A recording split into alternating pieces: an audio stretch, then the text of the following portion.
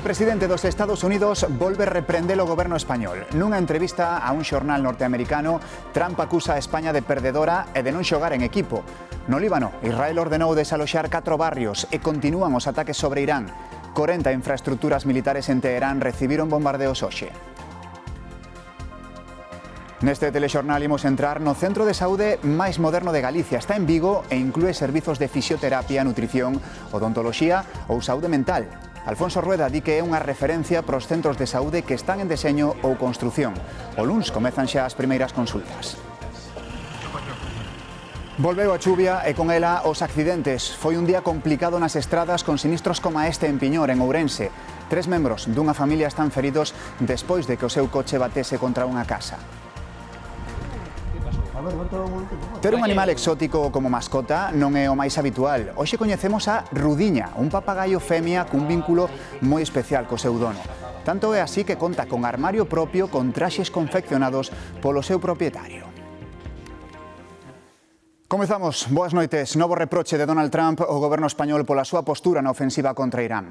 O presidente dos Estados Unidos foi de novo moi crítico. Cualifica a España de perdedora. Volveu lembrar, ademais, a negativa da Moncloa de gastar o 5% do PIB en defensa e advertiu que se España non xoga en equipo, os Estados Unidos tampouco cooperarán. Nunha entrevista ao xornal New York Post, Donald Trump volveu criticar a postura da Moncloa. Cualificou a España de perdedora e dixo que era moi hostil coa OTAN. Acusou ao goberno español de non pagar o seu en referencia á negativa española de investir o 5% do Produto Interior Bruto en defensa. Lembra que foi o único país da Alianza Atlántica que votou en contra. O presidente estadounidense continúa a entrevista e di que España non xoga en equipo e ademais advirte de que seu país tampouco cooperará con España. Tamén se sumou ás críticas contra a postura do goberno español o presidente israelí, Isaac Herzog.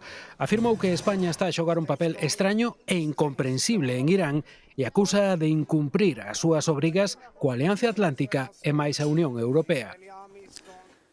A posición de Sánchez non contenta aos Estados Unidos, pero tampouco os grupos políticos aquí en España. Hoxe soubemos que, mentres onte o presidente do goberno insistía na consigna de non á guerra, a fragata Cristóbal Colón incorporábase no Báltico ás manobras co portaavións francés Charles de Gaulle. Ambos teñen como destino Chipre, país atacado estes días. Malia este despregamento, a ministra de Defensa insiste en que iso non implica que España entrara na guerra. A ministra de Defensa non acepta as formas en que Trump se refire a España e ao goberno de Sánchez. Margarita Robles lembra ao presidente norteamericano que non pode decidir onde impoñer a lei e reitera a negativa a que os Estados Unidos poidan utilizar as súas bases en España nas súas actuacións en Irán. Que España ni ha autorizado ni va a autorizar el uso de las bases de Rota y de Morón en el contexto actual, en actuaciones unilaterales, porque creemos que no tiene el amparo internacional. Con todo, a ministra nega que a participación da fragata Cristóbal Colón no operativo despregado en Chipre supoña que España entre na guerra. Sumar apoio ao envío. Es un envío defensivo y en el marco de la Unión Europea. Pero o PP afea ya incoherencia. Dice no a la guerra al mismo tiempo que manda una fragata de guerra a la guerra. Y lo que ya es el colmo. Polemiza con Trump en público el mismo día que se acerca a su embajador en privado. E que na reunión da ministra co embaixador dos Estados Unidos repetiulle a postura do goberno. No a la guerra. Con todo, o PP nas súas redes sociais asegura que o que lle dixo a ministra é que ela estaba con Trump. Robles nego de que falaba da temperatura da sala e replica.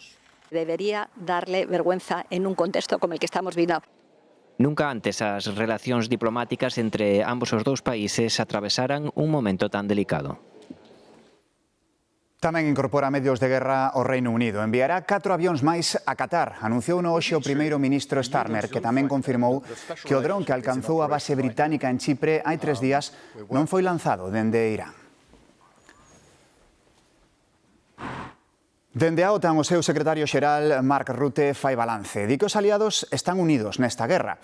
Explica que todos os países da Alianza Atlántica apoian as accións do presidente Trump e ignora as diferenzas expresadas por España.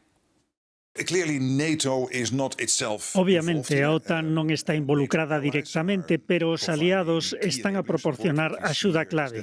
Así que a OTAN está sendo unha plataforma de protección para os Estados Unidos, porque, sen os aliados europeos, os Estados Unidos terían dificultades para manter esta campaña contra Irán.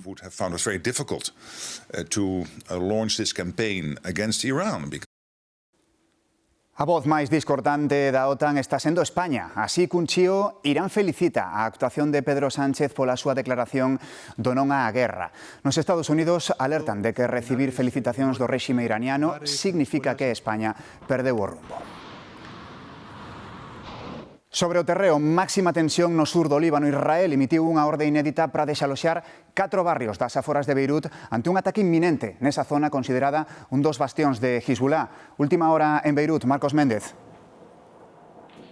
Si esta é a primeira vez que Israel pide evacuar unha zona tan ampla. Para que se fagan unha idea, en Dakhia viven alrededor de 700.000 persoas, que é unha terceira parte do total de Beirut. Esta tarde vivimos momentos de auténtico caos. Nos estábamos moi preto da zona e podemos ver a xente sairen co posto das súas casas, coas mascotas no colo, os nenos chorando, un auténtico colapso no tránsito de toda a cidade. Polo momento non chegaron eses ataques. O presidente e o xefe do Parlamento libaneses chamaron ao presidente francés, Emmanuel Macron, para que interceda e non se produza eses bombardeos.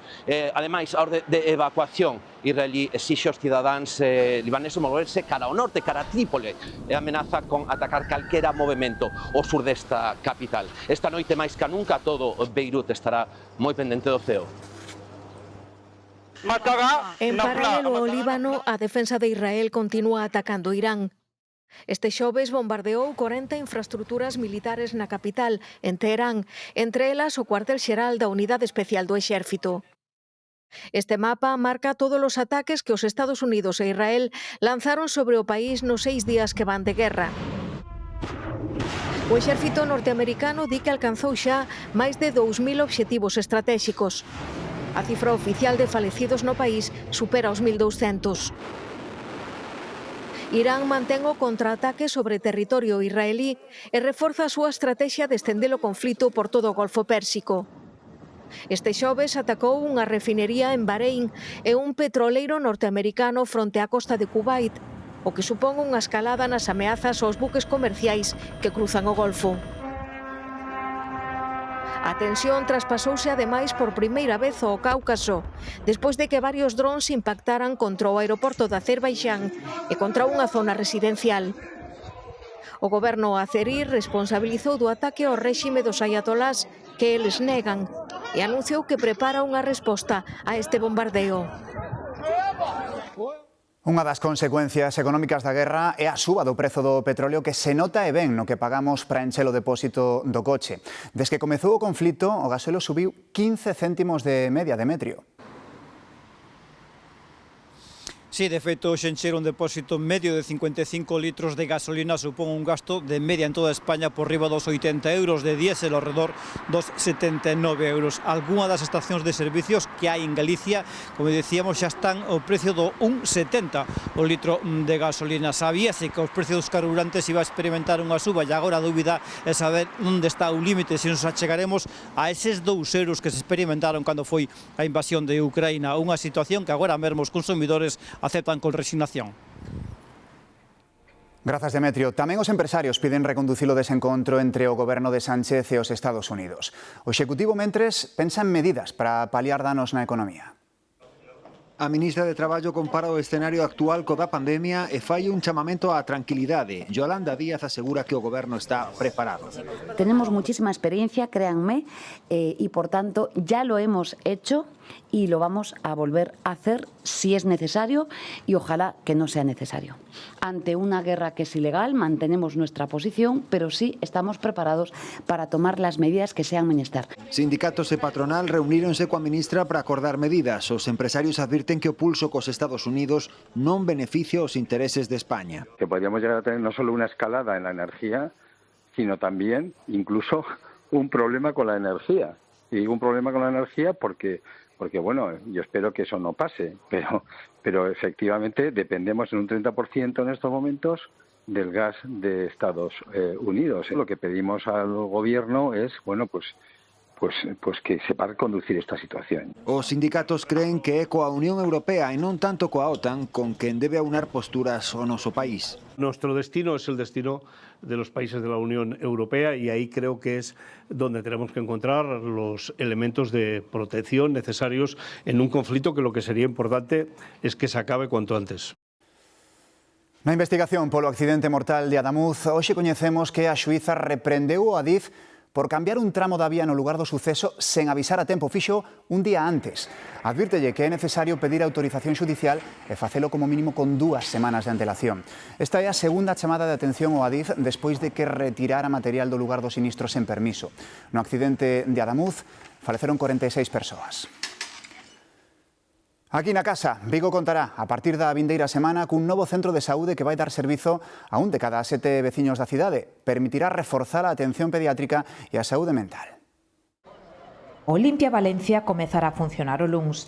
Será o terceiro centro de saúde integrado de Galicia, tralo de Lugo e de Lalín, e chamas así en homenaxe á primeira muller galega licenciada en Medicina. Vai mellorar a atención primaria e ampliar os servizos sanitarios. Permitirá reforzar 2 áreas prioritarias para a sanidade pública, como son a atención pediátrica e a atención á saúde mental, converténdose en un referente nacional desta integración entre niveis asistenciales.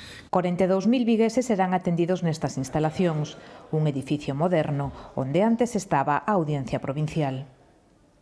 Isto non deixa de ser un continente, o contido está aquí, e, polo tanto, se xuntamos o mellor contido, os profesionais e as persoas que van vir aquí, cun continente que creo que está á altura de todos eles, o resultado é magnífico. A Xunta investiu neste centro 17 millóns de euros. Novidades importantes para o noso sector primario. A Unión Europea dá luz verde ás salvagardas do acordo con Mercosur. Bruxelas tenta protexer o campo europeo mentres avanza ca aplicación do pacto co bloque suramericano. María. Precisamente este tema das salvagardas era unha das principais preocupacións do goberno galego neste tratado con Mercosur e foi un dos principais asuntos que trouxo o presidente Rueda na carteira na súa viaxe esta semana aquí a Bruxelas. O comisario de Agricultura xa lle adiantara o martes que a Unión protexería os produtos europeos. Estas medidas de salvagarda activaránse se as importacións do Mercosur superan o 5% ou se caen os prezos europeos de certos produtos sensibles como a carne de vacún, o polo, os ovos, os cítricos ou o azucre. Neses casos, Bruxelas poderá suspender temporalmente as vantaxes comerciais de Mercosur. O Goberno anunciou que vai empezar a tapar as numerosas fochancas que converten nun perigo a circulación estes días polas estradas nacionais. Os traballos van comezar pola que une Coruña e Tui, na que enlaza Santiago co País Vasco ao longo da costa cantábrica e tamén na autovía das Rías Baixas. O inverno deixou moitos problemas de firme e prevén actuar ata en 2.000 puntos. Traballaremos en estradas tan importantes como a A6, a A52 ou a A8, e nas principais estradas convencionais de Galicia de titularidade estatal. Imos intervir aproximadamente en 2.000 puntos. Imos realizar o traballo de asfaltado en 262 km de rede estatal. Feridas 3 persoas tras bater o seu coche contra unha casa abandonada. Ocorreu na parroquia de Carballede, na concello ourensán de Piñor. Os bombeiros tiveron que liberar un dos ocupantes. Todos foron trasladados ao hospital, 2 en estado grave. O vehículo saiu da estrada por causas que aínda se descoñecen. O condutor deu negativo nas probas de alcohol e drogas. Enterran a moza santanderina falecida no colapso dunha pasarela nunha praia de Santander hai 2 días, mentres os mergulladores da Policía Nacional lograron dar co cadáver da que estaba aínda desaparecida, unha moza de 20 anos de Guadalaxara. No suceso finaron 6 estudantes de formación profesional entre os 19 e os 22 anos de varios puntos de España, todos estudaban en Cantabria. A outra moza de 19 anos está hospitalizada en Santander, pero estable. En Narón investigan a orixe da intoxicación que padeceron dúcias de alumnos e alumnas tras participar nun encontro de debate no Pazo da Cultura. Presentaron síntomas de gastroenterite tras comer na xornada do martes un menú que incluía un prato de ensaladilla. Tamén hai persoal docente afectado. Barállase a posibilidade de que se trate dun caso de salmonelose. Tampouco lle sentou moi ben o que comeron as nosas seguintes protagonistas. 11 cabuxas morreron de súpeto en Baiona e a causa que se baralla é que puideron comer restos de poda de hortensia. Resulta que estas flores ornamentais conteñen un composto que ao comela ou queimala libera cianuro. Case non hai xardín en Galicia onde non haxa hortensias, pero o seu atractivo agocha a toxicidade da hidranxina, que no proceso da digestión ou combustión xera cianuro de hidróxeno, letal en pouco tempo. Tamén a conteñen os restos de podas e esta pode ser a razón da morte súbita de 11 cabuxas nos montes de Baiona, algunhas preñadas. Os restos apareceron nunha parcela privada sen pechar á que puideron acceder. Ao mesmo gandeiro apareceranlle mortas outras dúas hai uns días no mesmo sitio polo que pastorea decote as cabuxas, e poden ser máis. Teño que realizar dentro de breves o saneamento e vamos a mirar cuántas faltan. Un equipo veterinario da Xunta, alarmados pola mortaldade, desprazouse para estudar o caso e foron os que lle comentaron a toxicidade das hortensias. O ano pasado xa protestara polos restos ciscados. O custo é elevado e pide a intervención das autoridades competentes. 250 euros. Polo pouco. Por 11. Por 11. Sea bien quen sea que tome unha decisión e que veña e que identifique a xente que o vota e que lle diga que aquí isto non se pode votar. Mesmo podalas en protección pode ocasionar problemas cutáneos. É moito máis segura e apetecible a nosa seguinte proposta alimentaria. Impulsado polo consumo premium e pola venda en liña, o mercado de produtos delicatessen non deixa de medrar, iso sí, adaptándose para dar resposta aos novos hábitos de consumo. Viños, queixos, conservas, doces, no mercado do produto delicatessen imponse a orixe galega. Sobre todo a nivel galego, o doce e o viño, con diferencia. Produtos que reivindican o saber facer artesanal, o tempo que introducen novas propostas. Unhas salsas picantes galegas, xusto son de aquí de Coruña, os nomes son moi graciosos porque son botafume, que é o máis leve, lume, arredemo. Alimentos selectos que dan resposta aos hábitos de consumo actuais. Estamos facendo moitas cestas pa bodas, en plan gourmet, en vez de regalar dinero, pois facer unha boa cesta, meter un jamón, meter un bon viño, un bon champán. Onde a presentación adquire cada vez maior protagonismo. Sempre intentamos ter o máis top dentro do que pode haber dentro do mercado e logo maiores nós tamén estamos especializados en facer as tablas, van totalmente personalizadas, van montadas. Produtos para saborear, experiencias gastronómicas gourmet. Estas eran as rúas de Ourense onte pola tarde noite, nun día en que ali chegaron os 24 graus de máxima. A xente tomou as rúas buscando un paseo, un tempiño na terraza cos amigos ou a familia. Pero en tan só 24 horas o que cambiou o conto. Santiago, 10 graus de máxima, paraugas, abrigos, rúas molladas. A borrasca volveu e aínda nos quedan por diante uns días de chubasqueiro e botas mesmo neve en cotas altas por riba dos 1.300 metros. É o que hai. Máis asuntos, ter un animal exótico na casa non só é unha cuestión de orixinalidade, tamén implica unha forma distinta de convivir e de coidar. Entre plumas e miradas curiosas, papagaios convertéronse nun dos compañeiros exóticos máis populares. A súa intelixencia e sensibilidade requiren unha atención, iso sí, especial. Para os donos destas aves exóticas, a relación que se crea vai máis aló da simple mascota. É o caso de José Antonio Martínez, que leva vivindo coa súa papagaia 13 anos. É como se fora un fillo máis, e trato con caricio, ela está comigo, cando tocamos así na música tamén está, a veces fai ela así un pequeno repertorio, e logo estamos moi unidos. Sí. Aínda que vive nunha casa, Rudiña, como lle chaman, non é un animal doméstico e as súas necesidades e coidados son especiais.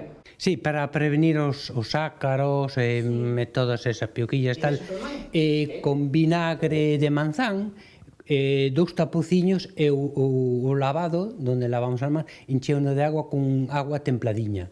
Como un membro máis da familia, Rudiña ten o seu propio armario cunha ampla variedade de traxes que lle cose o seu dono. Ademais, este tipo de aves, ao igual que nós, necesitan divertirse. Sí, un parque fixo así de madeira, con un bebedeiro, con uso de agua, unhas escaleiras, e ali poñelle a comida, e pois xoga. Os papagallos precisan tamén estimulación mental e unha atención case permanente. Aínda con todos estes retos, quenes comparten o seu fogar cun papagallo coinciden en que é unha experiencia única. Os novos talentos do mundo da moda presentaron esta tarde as súas creacións no Gaiás. Un ano máis volve a gala Despunte, aí no Museo da Cidade de Cultura. Patricia. Si son xa 16 edicións dun desfile en que os alumnos de deseño de moda da Escola Mestre Mateo de Santiago ensinan os seus proxectos de fin de estudos, neste caso fano antes 700 convidados, dar visibilidade ao traballo dos estudantes que son os creadores, os diseñadores do futuro e o principal obxectivo dunha cita xa consolidada. Hoxe sobre a pasarela 33 coleccións entre as que un xurado formado por especialistas escolleu os galardoados en distintas categorías que van desde mellor proxecto de fin de estudos a premio Fusión, Artesanía e Moda. Este desfile é o prato forte de Despunte 2026 que conta tamén con outras actividades, entre elas unha xornada de recrutamento de talento por parte de empresas importantes do sector como Bimba e Lola, Adolfo Domínguez ou Zara. E falando de mocidade e de talento, van coñecer agora a Brenda, unha moza de Ourense que se está abrindo camiño nun sector que sempre foi masculino, o dos talleres mecánicos. Brenda é mecánica de coches, ten 23 anos e hai un ano que abriu o seu propio taller no barrio ourensán da Carballeira. Desde pequeña siempre estuve rodeada con mis primos, siempre estuvimos jugando con cosas de eso, de coches, motos, montando... Sacando pezas e volvendo a montalas. E aquí estou, con o meu xogo favorito, convertido en profesión. Chámame Brenda e son mecánica. E este é o meu taller. Antes de emprender, estivo formándose no sector e collendo experiencia na Asociación Provincial de Talleres de Reparación de Vehículos do Ourense. A raíz de eso, pues monté lo que es esto, mi sueño, y pues con apoyo de mis padres y con apoyo de mi socio, claro. Podemos cambiar las ruedas, cambiamos aceite, hacemos las distribuciones, embragues, sin problema, un poco de todo. Al acabar teniendo los cursos y teniendo todo y poder crear algo y poder llevar algo adelante y tener un propio trabajo para trabajar para ti. A súa afección converteuna en profesión nun oficio onde as mulleres aínda son minoría. Ao principio di que os clientes miraban a raro, pero Brenda xa demostra que a mecánica non entende de xénero e si de profesionalidade. Como un estereotipo. Están acostumbrados a taller mecánico hombre, no taller mecánico mujer. Entonces, claro, al principio del todo sí que fue como, wow. Siempre me preguntan, ¿y no hay un chico aquí, un mecánico? Y digo yo, sí, está mi socio, que también es mi mecánico, y después también estoy yo sin problema. Es algo que no es que no lo asimilen, sino que les parece raro, entre comillas. Pero después, pues ya se confían y ya es todo bien. Pouco a pouco vai afianzando a súa relación cos clientes. Quedan encantados porque Brenda é moi perfeccionista. Un año después vamos a hacer un año en abril y sin problema ninguno. Y para adelante, y los que quedan, espero. Contenta, non? Contentísima. Entre ferramentas, motores e coches para lavar e reparar, Brenda pasa a xornada abrindo camiño e rompendo cos estereotipos, demostrando que unha muller tamén pode ser unha boa mecánica. Este ano cúmprense 25 xa da estrea de O Señor dos Anéis, unha das sagas máis fascinantes da historia do cinema. Un cuarto de século desde que Peter Jackson levou ás pantallas o universo mitolóxico de Tolkien, historias que foran publicadas na década dos 50 e que contaban xa con moitos seguidores, pero que a película multiplicou.